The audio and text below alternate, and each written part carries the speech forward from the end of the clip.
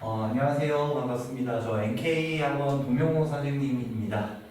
오늘은 저희가 경시공부, KM 공부를 하면서 얻게 되는 그런 여러 가지 선행 문제를 풀 때 활용할 수 있는 방법들에 대해서 좀 같이 얘기를 해볼 거예요. 그래서 저희가 이제 대수, 정수에서도 부등식을 사용하기도 하죠. 대수정수 영역에서의 기본적인 부등식을 활용하는 게 그냥 경시에만 쓰이는 게 아니고 이런 고등 선행 문제 해결에도 굉장히 많은 도움이 되거든요. 그래서 선생님이 대표적으로 여러분들이 많이 보는 실력 연습 문제 두 문항을 가지고 우리가 경시 때 썼던 부등식을 실제 고등 문제를 푸는데 어떻게 활용을 하고 어떻게 문제가 좀 더 명료해질 수 있는지 그걸 같이 한번 살펴보도록 하겠습니다.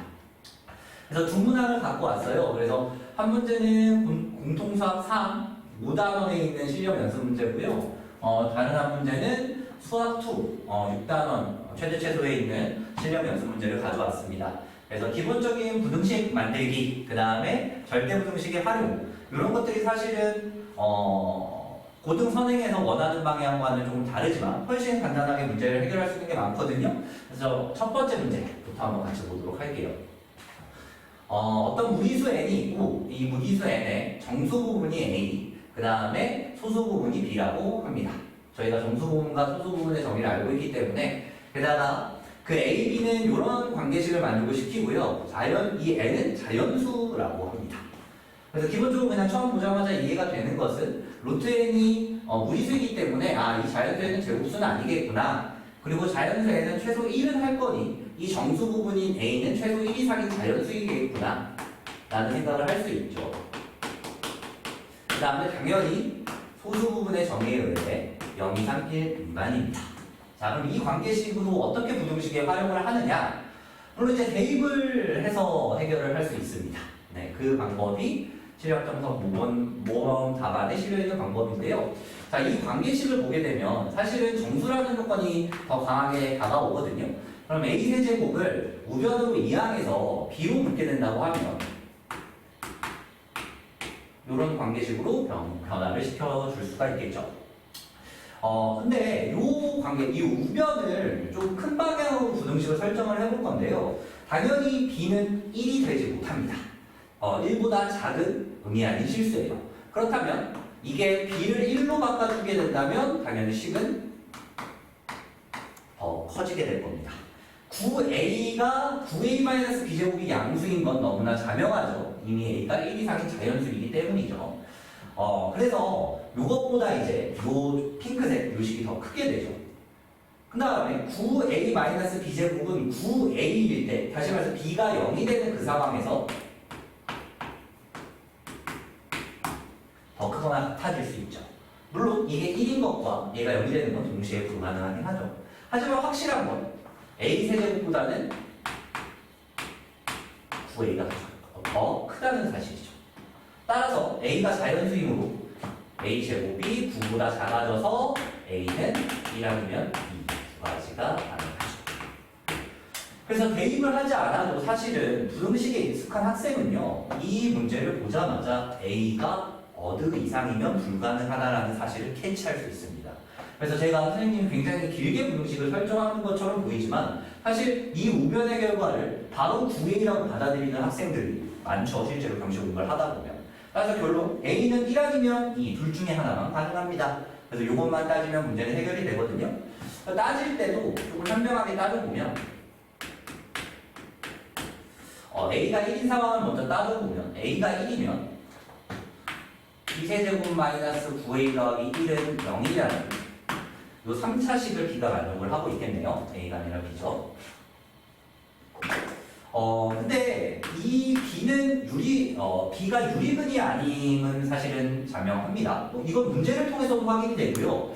루트 n이 무리수이기 때문에 b는 루트 n 빼기 a 더하기 b가 루트 n이니까 b는 루트 n 빼기 a잖아요. 그래서 무리수입니다. 근데 그걸 모른다고 쳐도 사실은 우리가 친구차항의 약수분의 상수항의 약수에 풀만 붙인 걸로 대입해서 0이 되지 않는다는 사실로 유리근이 없다는 사실을 알아낼 수 있죠. 그 다음에 a가 1일 때 한번 적어볼까요? 그러면 b세제곱 마이너스 18b 더하기 8은 0입니다. 자, 자, 그럼 이제 b를 한번 찾아보아서 b 또는 n을 찾아서 문제를 한번 끝내보도록 하죠. 자, 지금 여기서 이제 주목해야 될 건 a 더하기 b가 n이기 때문에 a가 1이잖아요. 그러면 a 더하기 1의 제곱은 n이라는 거죠. 그럼 다시 말해서 b제곱은 b제곱 더하기 2b 더하기 1 빼기 n이 0이네요. 그럼 우리가 경시할 때 이런 2차식을 보게 되면 요거를 이제 만족하기 때문에 이 3차식을 2차식으로 내릴 수가 있죠. 이 3차식을 2차식으로 내릴 수가 있는데 무슨 뜻이냐? 지금 여기에 좌우변에 b를 곱하게 되면 b세제곱이 마이너스 2b제곱 마이너스 소괄호 치고 1 마이너스 nb와 같다는 사실을 알 수 있거든요. 그럼 얘는 분명히 2차식으로 내려갑니다. 이걸 만족한다면 이 3차식은 2차식으로 해석이 가능하다고요. 근데 이걸 만족하기 위해서 2차의 개수와 1차의 개수가 1대2를 유지해야 되겠죠. 그래서 그걸 좀 이용해 볼 거예요. 자, 이 앞에만 한번 적어볼게요. 세 말이 뭐냐면 b세제곱 대신 좌우변에 b를 곱해서 마이너스 2b제곱 더하기 1 마이너스 nb를 여기다 대입할 거라는 뜻이에요. 네, 오른쪽 갈 때는 안 적을게요. 그럼 이 3차식을 2차식으로 내렸을 때 그때 2차의 개수가 뭐냐? 마이너스 2겠네요. 그럼 1차의 개수는 뭐냐? 여기도 1차가 있죠. 그러면은 마이너스 8 마이너스 n이었겠네요. 이거 부호를 안 바꿨네요. 마이너스 1로 할게요. 네, 그래서 요걸 여기에 대입했을 때 2차 개수가 마이너스 2고 1차의 개수는 n 마이너스 10이 되겠네요. 이게 몇 대 몇을 유지해야 되냐면 1대2를 유지해야 원식을 만족시키겠죠. 물론 이제 확인 작업을 마무리로 진행할 겁니다. 그럼 n이 6이 나오는데 이걸 1차, 2차의 개수만 맞춰주는데도 n이 6이어야 하죠. 근데 n이 6이면 절대로 정수 부분을 1이라고 얘기할 수 없을 거니까 얘는 그냥 볼 필요가 없고, 그럼 똑같은 논리로 a가 2인 경우를 생각을 해보면 b 더하기 2의 제곱이 n이겠죠. 다시 말해서 b제곱 더하기 4b가 4b 4 빼기 n이 0이죠. 그래서 이 3차식을 2차식으로 내리게 되면 방금 했던 것처럼 b세제곱 대신 2차식을 같은 2차식을 대입해서 2차식을 내리게 되면 1차하고 2차의 개수의 b가 1대 4가 나와야 돼요. 그래서 확인해 보면 실제로 여기다 b 곱해서 계산하게 되면 b제곱의 개수는 4일 거고, 그럼 b의 1차의 개수는 여기다가 b 곱해서 요거 계산할 거니까 n 빼기 20이겠네요. 마이너스 4. 자, 그럼 이게 몇 대 몇이냐면 1대 4를 유지해야 되겠네요. 1대 4를 유지해야 되고, 계산해 보면 n은 6이죠. 그럼 n은 6이고 실제로 정수 부분이 n이 6이면 2일 수 있죠. 그럼 공산까지 마무리하면 n이 6일 때 이 상수는 마이너스 2거든요. 그러면 2차, 1차 상수의 개수비를 정확하게 알 수 있고, 얘가 정리했을 때 그럼 얘가 마이너스 4가 되고 얘 2차의 개수가 마이너스 4가 되고, 그 다음에 n이 6이니까 1차의 개수가 마이너스 16이 되고 상수가 8이니까 요 2차식의 개수의 비와 동일하죠. 다시 말해서 0이 잘 되고 있다는 게 확인이 됩니다. 그래서 이처럼 처음에 부등식만 우리가 빠르게 설정을 해도 A값 결정하는데 요청 걸리지 않아요. 자, 그 다음에 두 번째 문제를 한번 같이 볼 건데요. 두 번째 문제는 수학 2에 있는 최대체수와 관련된 문제입니다. 자, 문제를 한번 보면 세 변의 길이가 x, y, z인 직육면체가 있고 세 변의 길이의 합이 6이죠. 그 다음에 건널비가 18이니까 x, y, z 두 개씩 곱한 것이 9라는 걸 어렵지 않게 알 수가 있죠.